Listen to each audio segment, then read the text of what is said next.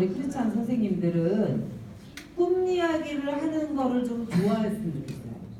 저는 그 아이들이나 누구나 만나면은 우리 교회에 이제 그 같이 뭐 식사할 때가 있잖아요. 그러면 아이들하고 같이 뭐 초등학교, 중학교, 고등학교 애들 이렇게 와가지고 이제 같이 식사해야 될 때가 있으면은 항상 제가 물어보는 게 너 꿈이 뭐니? 이걸 물어봐요.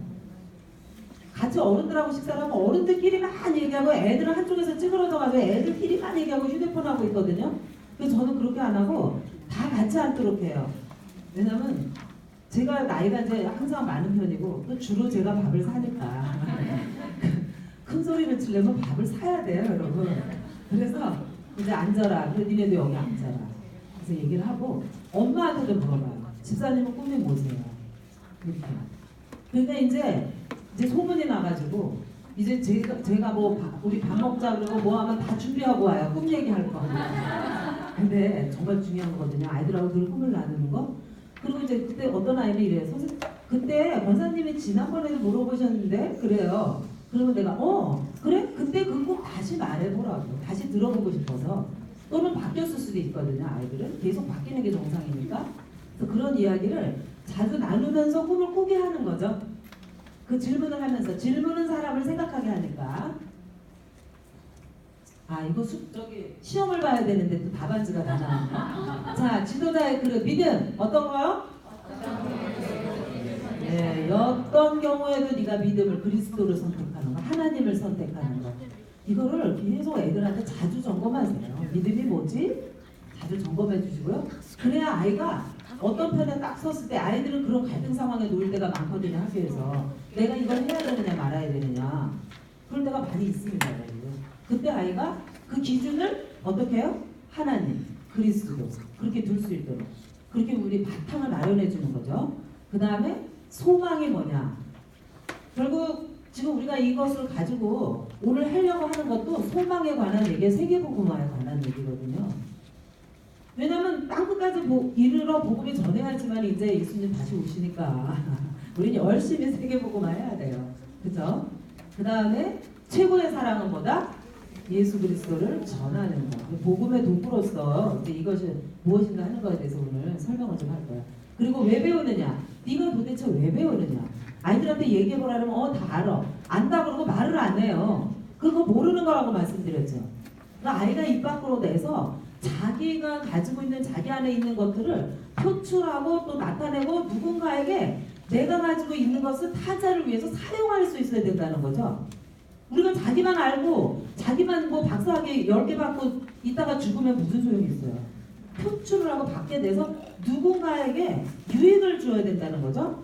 그래서 우리가 설명하고 가르치기 이것이 아주 중요하다는 거.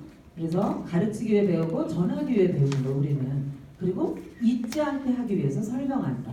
그러니까 아이들에게 작은 거라도 설명. 그리고 일부러 왜 우리 뭐 메뉴 같은 거잖아. 세탁기 공장 나면 뭐 어떻게 하는 거 이런 것도 어머니가 뭐 한글 누구나 다 알잖아요. 뭐 어머니가 읽으시지 말고 애한테 얘도 일로 와서 이것 좀 엄마한테 이거 어떻게 돼? 뭘 어떻게 하라는 거니? 이거 좀 설명 좀 해다오. 굉장히 중요한 거예요. 살아가면서. 어떻게 해요 요즘에? 엄마 보일러 고장났어요. 그리고 보일러집에다 전화하지 않고 서울대 나온 아들이 어디다 전화해요? 엄마한테 전화한단 말이죠. 장가간 아들이. 이게 배움과 뭐가 이렇게 다른 사용할 줄 모르는 거야 배움을. 그래서 설명하고 가르치고 전달하고 이런 능력을 키우는 것이 굉장히 중요하다. 지난번에 말씀드렸어요. 여기까지 이제 시험은 다 끝났고요. 자, 이제 창조적 능력, 공감 능력 이런 거에 대한 얘기를 해볼 겁니다. 그리고 이제 7마을 구원 이게 구원 이야기가 7마을로 나눠져 있어요. 그래서 이제 그거에 대한 얘기 드릴 거고 이거는 뭐 하면서 하겠습니다. 자, 제가 그걸 10월 21일 날 나온 책이에요. 그런데 저 이미 품절됐거든요 벌써. 저는 미리 나온다는 걸 알고 있어가지고 이진성 작가가 지은 거예요. 그래서 알고 있어서 바로 주문했죠. 지금 전부 시내 서점가에서 종합 1위입니다. 베스트 1위인데 이게 무슨 얘기를 하고 있느냐 하면은 딴 얘기 아니에요. 이런 얘기 하고 있어요. 창조적 상상력과 공감 능력에 관한 얘기를 하고 있어요. 여러분들 다 아시는 얘기입니다. 다시 확인하는데 제가 이전에 읽은 책들은 저는 사실 이쪽으로 굉장히 약해요. 그래서 다 어려워요. 학자들이 쓴 책이. 인공지능이 어떻게 된다는 건지 난 모르겠어요. 무슨 말인지. 그리고 이론적인 거는 얘기해서 그거는 좀 이해가 되는데 내 손에 딱 쥐어지질 않아. 어떻게 하라는 건지. 근데 이 책에서는 굉장히 쉽게 설명하면서도 현실적으로 굉장히 느껴지게 얘기를 해요. 거기서 무슨 얘기를 하고 있냐면 앞으로 10년, 15년 뭐 불과 20, 30년 안에 우리 아이들이 살아갈 세대에는 전부 인공지능 세대를 산다는 거죠. 그죠? 네. 그래서 그 그림은 제가 안 가져왔네요. 여기는. 그래서 이제 인공지능이 우리 애들이 200 오늘 내가 물어봤더니 200쪽 어느 정도 읽냐니까 1시간 반 걸린대요. 그래 굉장히 독서력이 좋은 애죠. 1시간 반에 200쪽 읽으면 초등학교 애가. 그런데 저 AI는 인공지능은 어떻게 읽을까요? 1초도 안 걸리죠. 1초도. 수많은 책을 읽는데. 그러니까 어마어마한 우리가 이제는 지식의 양이나 정보의 양을 가지고 근데 우리는 계속 지금도 거기 매달리는 교육을 하고 있잖아요. 얼만큼 알고 있느냐. 또 우리나라는 또 기괴한 현상이 벌어져서 얼만큼 먼저 아느냐. 그래서 선행학습에 그냥 목숨을 걸고 있잖아요. 이게 다 쓸데없는 짓을 하고 있는 거죠. 그래서 저는 그 현직에 있을 때도 먼저 학원에서 애들이 배운 거 가지고 대답하는 거 다 쳐주지도 않았어요. 내가 가르친 거. 그러니까 얼마나 힘들겠어요. 교사가. 학원에서 안 배운 것만 가르치려고 몸부림을 치고 있으니까. 그런 식으로 해서 테스트를 하고 계속 그렇게 했거든요. 개발한 거죠. 테스트에 그 문항 같은 거를. 그래서 근데 왜 그러냐면은 우리가 이런 그 아이들이 정말 이제 지식 정보가 얼만큼 내 안에 있느냐 하는 게 중요하지 않은 거예요. 그리고 어떻게 그걸 사용하느냐가 중요하고 그 다음에 이제 인대는 인공지능들이 모든 것을 대체하기 때문에 심지어 교사들도 이제 없어질 직업 중에 1위잖아요. 인공지능이 더 잘 가르치는 거예요. 그 사진을 그 애들한테는 제가 다 핸드폰으로 여기 이상하게 안 띄웠네요. 그래서 그 다 이제 교사들 뭐 선생님도 다 인공지능이 얼마나 잘 이렇게 가르치겠어요. 저도 39년 교사를 했지만 제가 그렇게 모든 것을 명확하게 아는 거 아니거든요. 모르는 거 투성이고 어떤 전문성이 있는 거는 애들이 훨씬 더 잘 알거든요. 그런데 인공지능은 완벽하게 아이들을 가르치죠. 그래서 우리 아이들을 이제 패러다임을 어떻게 바꿔야 되느냐 이거는 굉장히 가까운 시일내에 이루어지면서 굉장히 심각한 거예요. 저는 이 세상이 바뀌는 거를 64년 동안 살아가면서 보면서 어떤 생각이 드냐면은 제가 어렸을 때 TV가 없었을 때요. 무슨 TV가 뭐 어떻게 해서 뭐 사람이 이렇게 막 나오는 게 뭐 나온다는 거예요. 집에서 영화관에만 가야만 볼 수 있는 게 집에서 그걸 할 수 있다는 게 말이 안 된다고 생각했어요. 근데 제가 얼마 되지 않아서 그것이 나오고 그 다음에 이 컴퓨터가 나오기 시작할 때 제가 과학부장을 하고 있었는데 무슨 얘기냐면 개인이 가지고 다니면서 영화도 볼 수 있고 개인이 가지고 다니면서 전화를 한다는데 저는 이해가 안 가는 거예요. 무슨 그런 일이 있을 수가 있어요. 근데 지금 얼마나 지금 휴대폰이 발달했습니까? 여러분들 이 인공지능이 여러분들을 노예처럼 부린다는 게 이게 멀리 있는 일이 아니에요. 우리가 다 인공지능에 지배를 당해가지고 그들이 하자는 대로 할 수밖에 없다. 이미 그렇잖아요. 이미 우리가 휴대폰에 빠져서 살잖아요. 내 생각이 없잖아요. 유튜브에서 이랬대. 내가 포털 사이트에서 찾아보니까 이런데 그러니까 나는 없잖아요. 나의 판단을 내가 학습하고 내가 판단하고 그걸 가지고 추론하고 유추해서 어떤 결정을 내리는 게 아니잖아요. 여러분. 얼마나 많은 것에서 타자에 의해서 다른 기기에 의해서 인공지능에 의해서 우리가 끌려가고 있거든요. 이미. 그런데 이제는 뭐 굉장히 이것이 급속도로 빠른 속도로 하기 때문에 이미 이 책에서 보면은 아주 굉장히 적나라하게 얘기 전에 하버드대 교수들이 강의를 안 하기로 결정했다는 거예요. 왜냐하면 가르칠 필요가 없는 거죠. 지금. AI의 딥러닝을 통해서 빅데이터라든지 이런 거를 통해서 엄청나게 발달한 어떤 그 기계들이 있는데 할 필요가 없는 거죠. 그럼 그 다음에 교수들이 어떤 일을 할 것인가로 가야 된다는 거죠. 그래서 일본도 수능을 없애기로 했습니다. 수능을 우리나라식으로 말하면 수능을 없애기로 한 거예요. 그리고 대혁명을 일으키고 있거든요. 일본도 교육에 대해서. 그런 얘기들이 다 나오고 있어요. 저도 교육에 관심이 있기 때문에 계속 그런 관심이 있었는데 이 책에서 그걸 아주 잘 정리해 줬더라고요. 산만하게 되어 있던 것을. 저는 이 책하고 아무 관련이 없습니다. 개인적으로. 그런데 아이들에게 필요한 건 뭐냐? 창조적 상상력. 그래서 아이들이 엉뚱한 소리 하는 거 절대 뭐라 하시면 안 돼요. 제가 지난 시간에도 말씀드렸지만 멍 때리고 앉아있는 아이 그 꼴을 못 보거든요 우리가. 왜 아이가 멍 때리고 있으면은 뭔가라도 눈앞에서 왔다 갔다 해야지 직성이 풀리잖아요. 절대 아니고요. 아이들 멍 때리고 있을 때가 어느 때냐면 바로 우리가 이제 어떤 그 병에다가 구슬을 예를 들어서 구슬을 많이 집어넣는다 했을 때 뭐 구슬이든지 콩이든지 뭐 좋아요. 콩이든지. 그런 걸 집어넣는다 했을 때 꽉 차죠. 그럼 어떻게 이제 더 많이 넣을 수 있죠? 어떻게 더 많이 넣을 수 있어요? 흔들어 줘야 되잖아요. 이게 흔드는 게 노는 거고 쉬는 시간이고 엉뚱한 소리하고 딴짓하는 게 흔드는 과정이에요 여러분. 그래야 더 집어넣을 수 있어요. 흔들지 않고 계속 집어넣으려고 그러면 어떻게 됩니까? 안 들어가요. 그래서 아이들은 놀아야 되는 거예요. 굉장히 놀아야 돼요. 여기 일반 공교육에 보내시는 분들 많죠? 그럼 대부분 사교육을 시키시잖아요. 그런데 제가 학교에 있을 때 상담을 해보면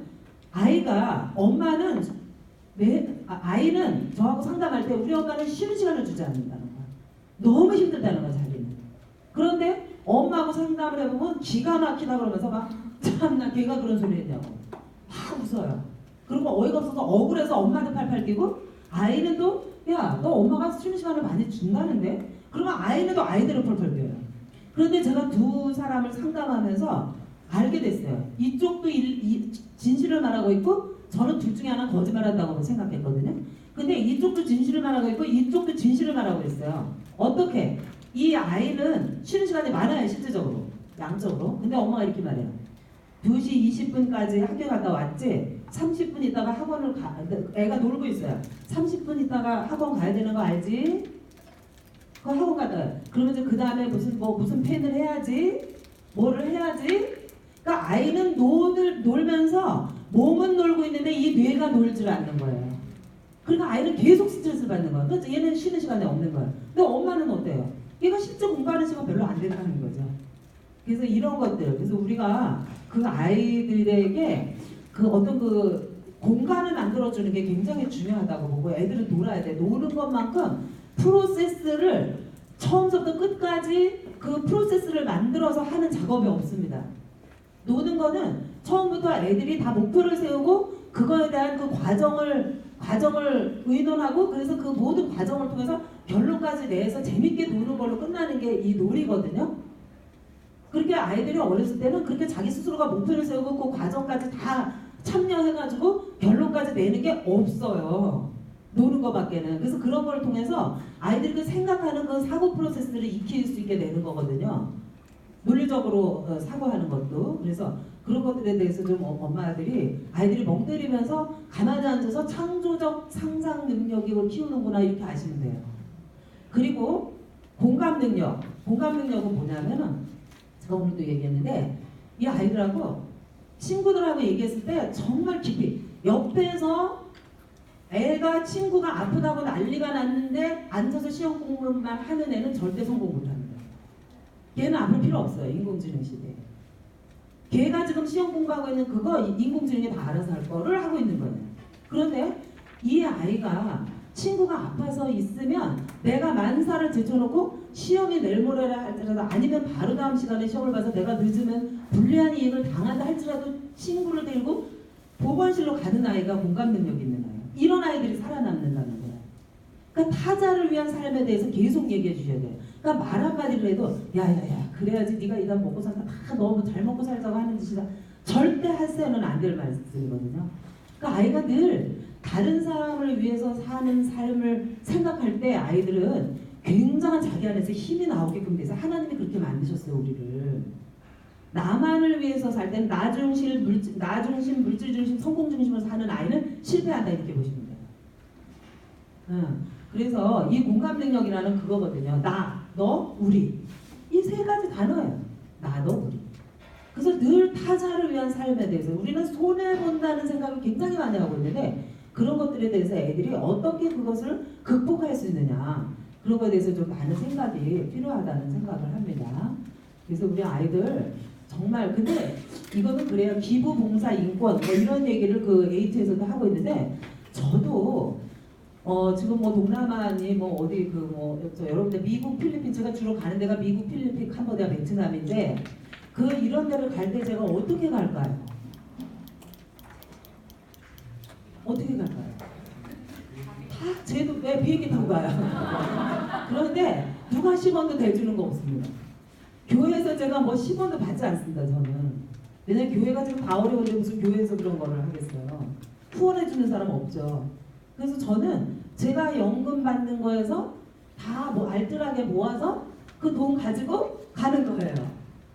그런데 사실 저는 제가 굉장히 몸이 약하고 아주 정말 뭐 죽을 고비를 몇 번 넘기는 대수술을 하고 이런 사람인데 저는 어느 날 생각했어요. 그렇다고 제가 무슨 보약을 날마다 먹은 것도 아니고 또 어떻게 내가 이렇게 어쨌든 건강한 것 같아요. 제가 잠을 4-5시간 하루에 그 정도밖에 못 자는데 그때 푹 자요. 저는 그러니까 거의 12시, 1시, 2시에 자고 뭐 5시 뭐 이때쯤에 일어나니까 그런데 저는 하나님이 건강을 주신다고 생각하고 주시는 날까지 제가 이걸 한다는 게 목표예요. 제가 이런 어떤 아시아 저기야별국가 이런 데 다니면서 그들을 일깨우고 복음을 전하고 그들에게 그리스도를 전하고 한 번도 예수 들어보지도 못한 사람들에게 예수 이름을 쥐어주고 이런 것들에서 엄청난 에너지를 느껴요. 그거 제가 지금까지 살아온 어떤 생애보다 행복해요. 저 그거를 아이들에게 알게 해주고 싶은 거예요. 그러면 어떻게 되느냐? 저절로 되는 게 아니에요. 어렸을 때부터 보여주는 거죠. 아이들은 엄마의 뒤통수를 보고 자란다는 거잖아요. 그래서 그런 게 참 정말 중요하겠다. 이건 이론이 아니고 정말 누구나 저렇게 말하지 나도 그건 알아 이거 아닙니다. 여러분 정말 진짜 주말에라도 한 번씩 내가 타자를 위해서 어떻게 사는 것을 근데 여러분 스스로가 공감 능력이 떨어지면 못합니다. 그거 돈만 원이 아까워서 못해요. 절대. 또 그렇게 하다가 보면 돈으로만 하지 않아도 할 수 있는 많은 일들이 있습니다. 이제 여러분들이 돈만 그런 일을 하고 하다가 보면은 여러분들이 해야 돼. 여러분들 하나님께서 주신 그 은사와 소명을 통해서 이 공감 능력을 발휘해서 할 수 있는 일들이 많고 앞으로 인공지능 시대에는 AI 시대에는 이런 자만이 살아남는다는 거예요. 이건 생존입니다, 여러분.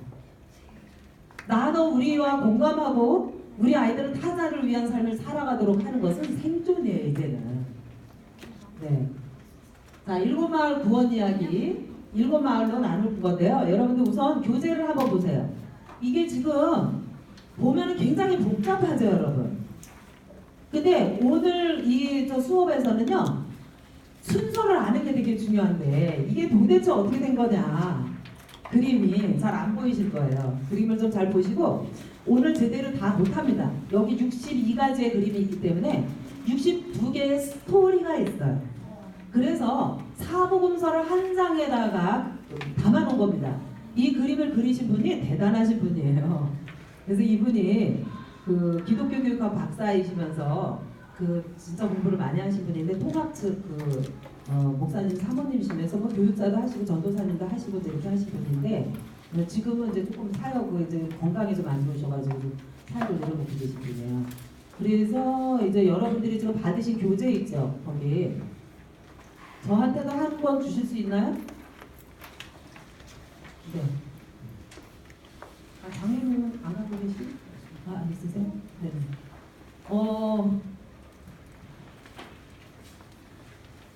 이게 이제 구원이 뭐냐에 대해서 한 장에다가 다 써놓은 건데 사복음서. 그래서 여러분이 이거 하나를 갖고 계시면은 아이들과 62가지의 이야기를 나누면서 베드타임 스토리가 제일 좋은 건 아시죠? 정서적 공감력 이런 걸 키우고 아이들에게 정서를 배설할 수 있도록 하고 정서적 교감을 나누고 이러는 거에는 베드타임 스토리. 잠자기 전에 베드에서 아이들에게 이야기를 들려주는 거. 이거는 뭐 유대인들에게는 매일같이 필수적인 사항입니다. 그래서 그런 것들. 그러면 언제까지 하느냐? 제가 지난번에 뭐라고 말씀드렸어요? 37살짜리 우리 딸도 책을 읽어준다. 그림책. 잠자기 전에. 네. 제가 또는 지금 AT 같은 책도 이미 제가 이제 소개를 애들한테 벌써 다 줄 짝짝짝짝 쳐가지고서 막 거기 저 사진 찍어가지고 벌써 보내줘. 우리 사위들도 읽어라. 그리고 제가 또 물어보기 때문에 우리 사회도 안 읽을 수 없어요. 제가 꼭 시험을 보거든요. 학교 선생 기질이 있어가지고. 그래서 이제 제가 딱 띄우면 이제 애들이 넵! 그리고 이제 읽는다고 해요. 그럼 읽을 수밖에 없죠. 왜냐면 다음에 만나면 제가 물어보기 때문에 대답을 안 읽을 수가 없어요. 그런데 제가 이제 읽어줘요. 일부는. 왜냐면 커도 그래 애들이 왔잖아요. 그러면 내가 말이야 이번 주에 이 책을 읽었는데 들어봐. 그러면서 앉아서 쭉쭉쭉 이렇게 읽어줘요. 그러면은 아이들의 호기심을 자극하고 읽고 싶은 욕구를 자극합니다, 여러분. 엄마가 먼저 알고 읽어주시면은. 그리고 아이들은 뱃속에서부터 들은 그 엄마의 목소리에 중독돼 있기 때문에 가장 좋은 건 어떤 선생님도 엄마를 대신할 수 없어요. 그렇기 때문에 가장 모든 것의 그 기본적인 거는 가정에서 이루어져야 된다는 거는 지난번에 말씀드렸고, 그래서 그렇게 아이들하고 이제 교감을 하시는 도구로도 굉장히 좋아요. 색을 칠하면서 컬러링이거든요. 이게 오늘 아마 색칠할 시간은 뭐 없을 수도 있겠는데 아무튼 그 흰 쪽을 흰데 이렇게 색칠하면서 대충 여러분들이 지금도 이렇게 보시면은 이게 무슨 이야기인가 뭐 이런 거 이렇게 느껴지시는 게 있죠. 자, 우선 이거를 7마을로 나눠서 보셔야 되는데 색연필을 지금 갖고 계시나요 혹시? 안 가지고 계시나요? 색연필이 저기 있는데요. 네. 자, 빨리 나눠주세요. 예, 뭐 두 분이나 서너 분에 하나씩 하시면 되겠네요. 제가 개수를 대서 보니까. 자,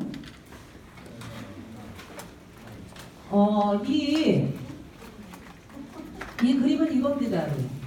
지금 우리 아이들이 왜 신앙에 대해서 저는 사실은 교회에서 막 매일 무슨 선물 주고 게임하는 거 좋은데 뭐 너무 그냥 고요하게 아이들이 뭔가 묵상할 수 있는 시간을 안 하고 너무 방방방방 띄운다?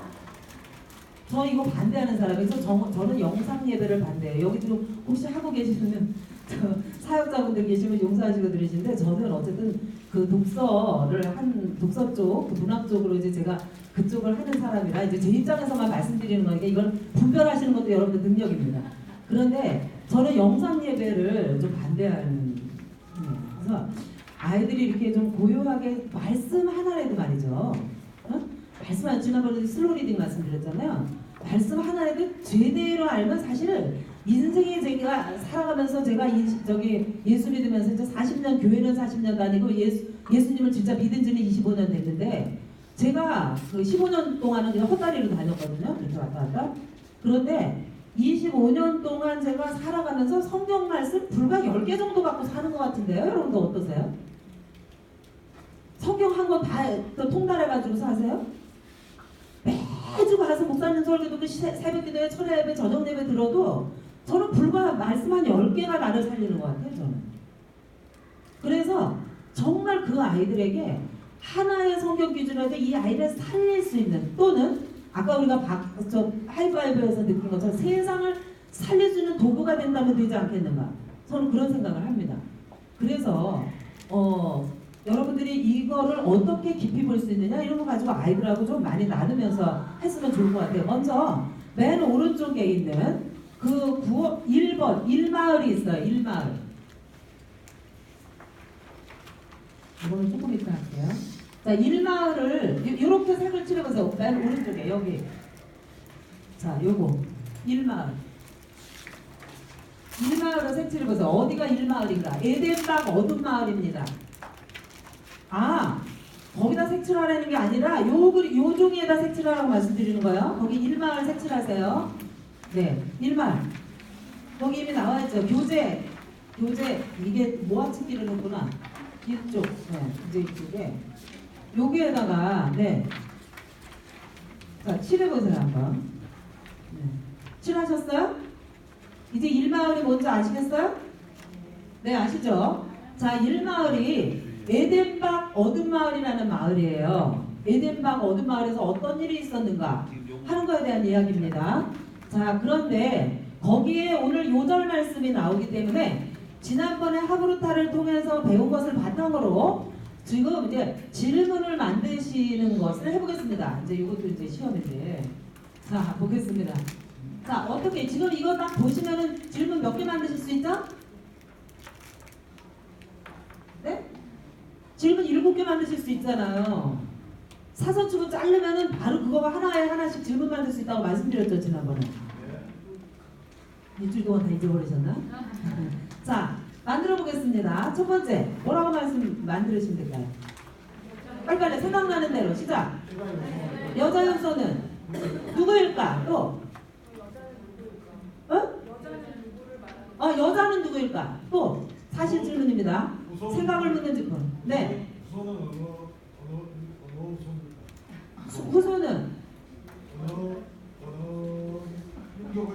어느 민족의 후손일까? 오, 좋습니다. 한 단계 더 나가셨어요. 이런 식으로 만드시면 돼요. 자, 두 분이서 같이, 자, 각각에 대해서 질문 빨리 만드세요. 두 분이.